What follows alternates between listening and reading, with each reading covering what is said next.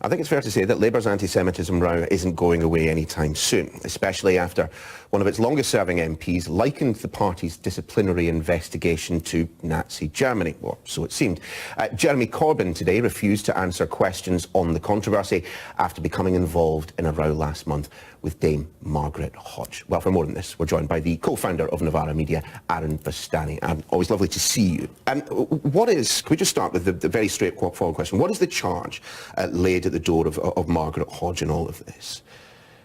Well, it's subjective, isn't it? I watched the interview yesterday and what I heard was a comparison of her experience to that of 1930s Germany. She explicitly said, I thought to myself, this must be what it felt like. She compared Labour supporters and party members and activists, the very people who helped her win her seat again in 2017. She compared them to the supporters of Donald Trump and Boris Johnson, and she compared her experience, the investigation into her, to McCarthyism. So I heard a series of increasingly absurd propositions. I just want to be absolutely clear as to your argument. You tweeted something earlier on, and we're not springing this on you. These are your words, but involving Beth Rigby, our deputy political editor. I just want to put it up.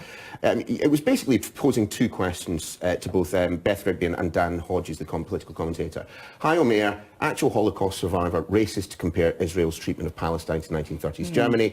And then the second question, who are we to judge Margaret Hodge when she compares a disciplinary letter to the Holocaust? Now, first and foremost, I mean, when has Beth Rigby ever said that Hi Omer was racist? That was a central pivot of the mainstream media's coverage of the anti-Semitism crisis for the best part of a week. If you want, I mean, you've said this to me now in a studio. I'm happy to come back on tomorrow, and I'll be incredibly well researched. If you want, I can give you 5 minutes. No. It's just and I can talk very substantive. But Beth Rigby has never said the words there. Hi Omer was racist. What you've done to me is your research has asked me to come in to talk about Margaret Hodge's words. You've then sprung this on me. Again, we're reproducing a cycle here, a vicious cycle, which means that the public aren't particularly well informed. And I think the Margaret Hodge interview yesterday spoke to that, because this is a person who's in public office. She's a member of Parliament. She's meant to elevate the debate. And instead, she said the most ridiculous, bizarre things. And people should hold her to a very high standard, because she's a very important person. The point simply was, I mean, is your argument in that tweet that it is somewhat hypocritical, on the one hand, for some people to say that under the ERA definition, Hi Omer would be anti-Semitic for the comments that he's made, but Margaret Hodge wouldn't be anti-Semitic when she compares that disciplinary letter to the Holocaust? Is that the argument? My personal view is this. It's clearly deeply inappropriate for anybody to compare a Jewish person to a Nazi, or to stigmatise or make fun of or make comical gestures around somebody's experience. Clearly, Margaret Hodge, I'm sure, lost loved ones in the Holocaust, hugely important issue. But yes, there does seem to me to be a double standard where Hajo Meyer had his name taken through the mud for days on end, somebody who actually was in the Holocaust in concentration camps and survived.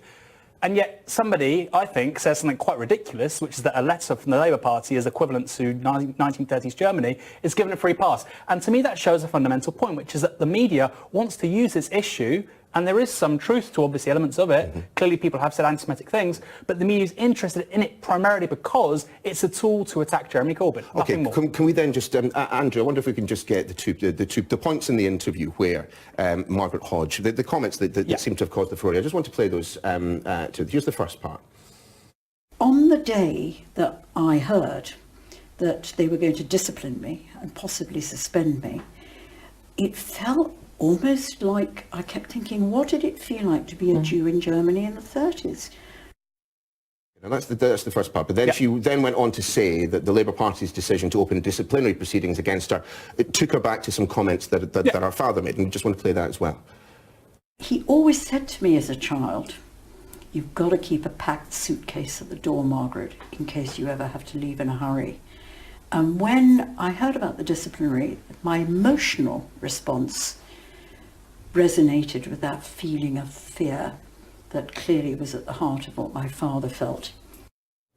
Now, I understand your perspective on things, but when I listen to that, I do not hear Margaret Hodge saying comparing the disciplinary process to the Holocaust.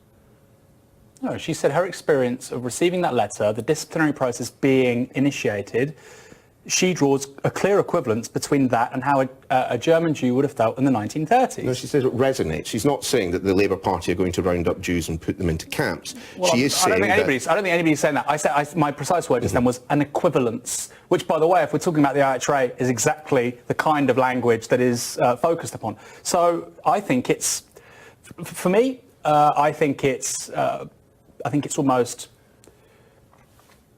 how can I put this?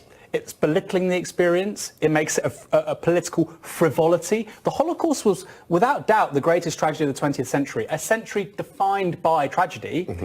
You know, a letter from the Labour Party saying you've used quite ugly language with the party leader, it's not in the same mental universe. But who are you? And Chris Williamson and Jeremy Corbyn. But this is the thing, but who are you to tell a second-generation Holocaust survivor not to feel afraid? I'm not saying don't feel afraid. I'm saying do not compare. Well, that's what she was talking about. I mean, isn't part of the problem in all of this, in this discussion, is that the vast majority of people in the United Kingdom, and I don't know whether you're part of this number, so I'm not going to include you in it, but the vast majority of people in the UK have not had their father tell them, in all seriousness, to keep a packed bag by the front door because they might have to leave in a moment's notice. My grandmother's an Iranian Jew, and I can tell you there are 100,000 of them in Iran. They don't have easy lives. So many people, you know, Armenians, British Jews, people from around the world, various diaspora communities, her words will resonate with them, and I can understand entirely what she's saying. But the focus of this discussion around the IHRA really is around that one example. And what I would say is, yes, those words in a way are actually very important. What you're saying is very important. So let's apply it also to the Palestinian people. We're talking about the right to national self-determination. We're talking about the right to express and articulate a struggle which has defined not just you, but previous generations. Those people that Jeremy Corbyn went to see in Tunis, they can't be buried in their own homeland. They can't be buried in their homeland. He then goes to a cemetery to lay a wreath, and he is made to be a villain by the national media for days on end. Are you entirely happy, though, Anne, with the way in which the hashtag, the Hodge comparisons hashtag, has gone today? I mean just the quickest of glances through it. My teenage son and I were allocated one seat away from each other on a Ryanair flight. He couldn't reach his Pringles. From that moment on, he knew exactly how his African ancestors felt when they were forcibly separated in the transatlantic slave trade. At school, when I was 13, I was shown a diagram of a male reproductive appendage in my biology class. I realise now that the trauma I experienced was akin to that suffered by children in Islington care homes in the 1980s. I mean, these are jokes that are being directed at a woman who you may disagree with her interpretation of events. You may even disagree with her fear of, you know, the fear that she expressed. But we're talking about, we're making jokes to someone whose family members died in the Holocaust. Yeah, I mean, we can obviously point at stupid things that people have said on Twitter. I'm happy to hear you say that is stupid. Yeah, of course. We could probably dedicate a whole TV network to it. But fundamentally, and I'll return to the original point, this is not a frivolous thing. Anti-Semitism, racism is not a frivolous thing. She, later on in that interview, says that, oh, well, I thought maybe this complaint has come in because I'm Jewish, and she compared it to McCarthyism. Now, that's a hugely important thing to say. And if she sincerely believes that, we have to have an investigation. No, really. This would be a crisis of one of the most important political institutions in this country if she really believes this. So I say we can't say these things lightly. And what I think that hashtag was generally was a frivolous and silly response to what people perceive to be frivolous and silly comments. But do you understand that while there are those in the Jewish community this evening you obviously, for obvious reasons, will not be able to appear on this channel? You hear the comments of Chris Williamson, you know, someone who's very closely. What did he say? Yeah, indeed. Sorry. Well, he has accused, you know, someone who is a second generation Holocaust survivor of weaponising the Holocaust. So, I mean, do you know, is there no point at which you think, do you know what? Even if I disagree with Margaret Hodge, perhaps it mightn't be best for people like Chris Williamson, particularly given that there has been an admission at the highest levels in the Labour Party that there is, to a degree, and we can debate the degree, a problem with anti-Semitism, that it is probably not the best thing to do, to speak to someone who has had that experience, who's talked honestly about that experience, and accuse them of weaponising the Holocaust. I mean, it's deeply offensive. Well, I mean, that's Chris Williamson's opinion. My opinion would be we need to take very seriously those feelings and say, like I said, extend them to the Palestinian people. They have been completely invisibilised in this whole conversation.